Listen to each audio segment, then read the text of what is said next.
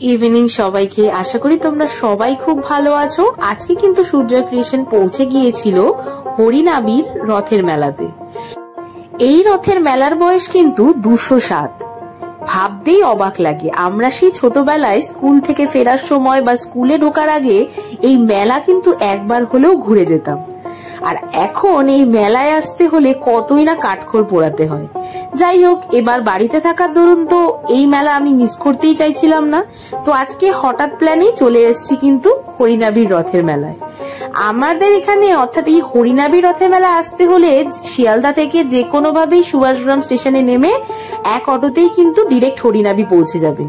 আর যদি কেউ মেট্রো করে আসেন তাহলে কবি নজরুলে নেমে কিন্তু ওখান থেকে অটো করে চলে আসতে হবে হরিনাবিতে। তো মেলাতে কি কি জিনিস পাওয়া সেটা আশা করি আলাদা করে কাউকেই জানাতে হবে না।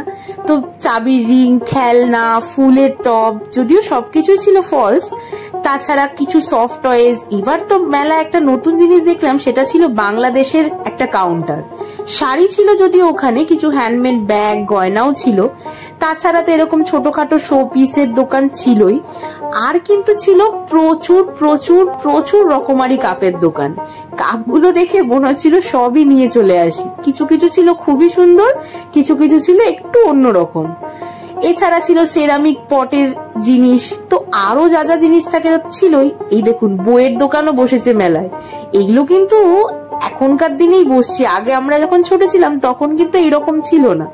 মেলায় অনেক নতুনত্ব জিনিস এসছে। আমি যদি এই পুতুলগুলোর মধ্যে একটা কিনেছি, দেখি তো গেস করুন তো আপনারা কোনটা আমি কিনতে পারি। আর এই যে এগুলো ছিল সেই ছোটবেলায় আমরা কোন রাইডিং করব সেটাতে আমরা ভাবতাম। তো এখন তার আমাদের বয়স নেই, আর আমি বড়দের কিছু চড়তেও পারি না, কারণ আমার প্রচন্ড ভয় লাগে। তো ওইসব কথা ভুলে এখন চলে এসেছি যেহেতু মেলায় আসলেই ছোট থেকে কমন দুটো জিনিস যেটা আমি খেতাম, সেটা একটা হলো পাপড়ি চাট, আরেকটা হলো ঘুগনি।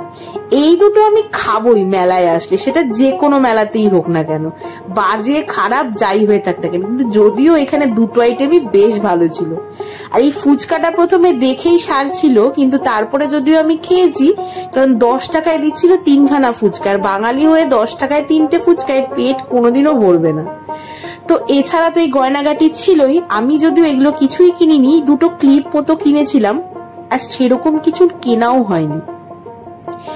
আর কি আছে সেটা দেখতে হলে কিন্তু আপনাদেরও চলে আসতে হবে এই রথের মেলাতে।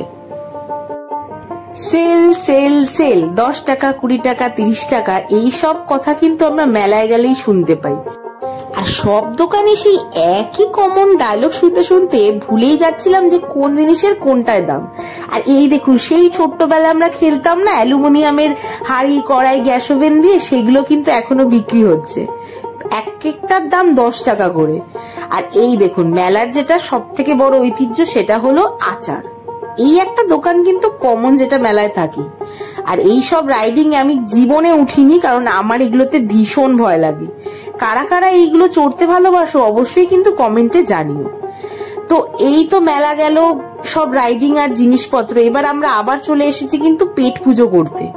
তো এইসব বেলুন খেলা ঠেলা দেখে কিন্তু আমরা চলে এসেছিলাম। এখান থেকে আমি একটাই এগ চিকেন ডেভিল নিয়েছিলাম, যেটা খেতে কিন্তু ভীষণ ভালো ছিল। এখানে অনেক রকম আইটেম ছিল, পিওর ভেটকির জিনিস ছিল, প্লাস কাবাব ছিল, অনেক কিছু ছিল। বেশ ভিড়ও ছিল কাউন্টারটাতে। খাবারগুলো কিন্তু সত্যি টেস্ট ছিল। এই দেখো খাচ্ছিলাম, আর প্রচন্ড গরম ছিল। আর তারপরে এই যে এইখান থেকে আমি 3টে ফুচকা খেয়েছিলাম, কিন্তু ফুচকাটার আলু জল টেস্ট থাকলেও ফুচকাটা কিন্তু একদমই ভালো ছিল না, তাই আমি আর খাইও নি, আর ভালোও লাগছিল না। তারপর শেষে হজম করার জন্য একটু খেয়েছিলাম ভার্জিন মজিতো। তো এটা তো সবারই আশা করি খুব প্রিয়, আর কার কোন ফ্লেভারটা ভালো লাগে সেটাও কিন্তু তোমরা জানিও। তো এইখান থেকে খেয়ে দিয়ে আমরা চলে গিয়েছিলাম একদম অন্তিম জিনিস, যেটা হচ্ছে আমাদের জিলিপি। মেলায় আসলে আর জিলিপি খাবো না, এটা তো কোনোদিনই হতে পারে না। তো চলো এখন জিলিপিটা দেখিয়ে নি। এখানে কিন্তু এবার গুড়ের জিলিপিও ছিল। আর এই একটা কাউন্টার যে কি বসেছিল ভগবানই জানে, কি যে সকাল থেকে বকেই যাচ্ছিল, এটা কি যে ভেতরে আছে আদৌ কেউ যাচ্ছিলও না। আর এই একটা কিন্তু এখানে চাউমিন, রোল, কবিরাজি, ফিশ ফ্রাই, ঢাকাই পরোটা, ফিশ ফিঙ্গার, চিকেন কাটলেট, তারপরে চিকেন কি লালিপপ, বিভিন্ন রকমের জিনিস ছিল। তো এখন আমাদের বিদায়ের পালা। তো আমরা শেষে কিন্তু আরেকবার করে ছোট ছোট করে ঢু মেরে চলে এসেছিলাম এই যে বাংলাদেশের কাউন্টারটাতে। এখানে বেশ ভালো ভালো শাড়ি ছিল, কিন্তু আমার মনে হয় না শাড়িগুলো বাংলাদেশের, কারণ এগুলো আমরা অনলাইনে এখন পেয়ে থাকি। তো এখানে কানের দুল শেষ করে এবার এখান থেকে আমি নিয়ে নিয়েছিলাম আমার প্রিয় বাদাম, আর এখান থেকে অল্প কটা নেওয়া হয়েছিল জিলিপি। তো বাড়িতে গিয়ে এইগুলোই সবাই খাওয়া হয়েছিল। তো ভালোই লাগছিল খেতে। আজকের মতো কিন্তু ভিডিওটা এখানেই শেষ করছি। আপনারা কিন্তু অবশ্যই মেলা ঘুরে আসবেন, মেলা চলবে আর বেশি দিন না, আশা করি উল্টো রথ অব্দি আছে। তো ভালো লাগলে ভিডিওটা like, comment, share and subscribe করে দিও। আজকের মতো টাটা।